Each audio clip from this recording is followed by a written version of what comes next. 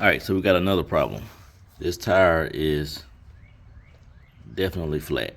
I've lost the bead, and I want to know if this good old Fix-A-Flat can make it happen for me.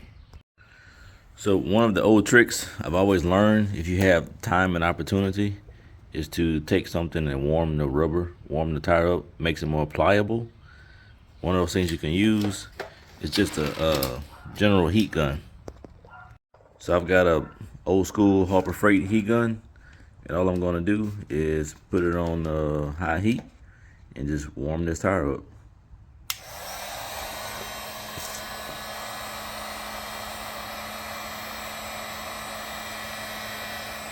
And for the sake of me doing this one-handed, you really want to get the heat applied around the bead. So I may not need to do this, but I'm trying to give myself a better success possibility of fixing this flat. So here we go. All right, so I warmed the tire up pretty nicely. So next it's time to get this little tube attached.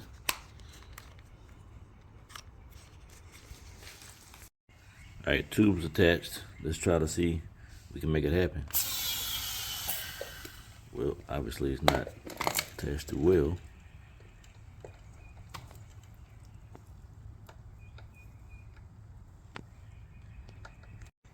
Let's try this again. That's better.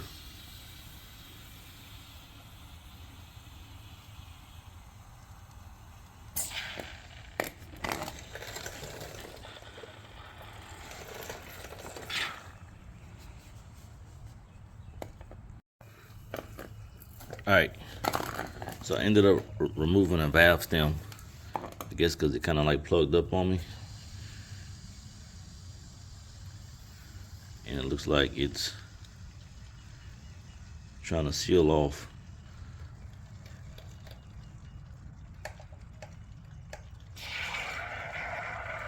But I don't like how this is working. But the tire is now hard. So I'm gonna just let it sit like this for a little bit, see if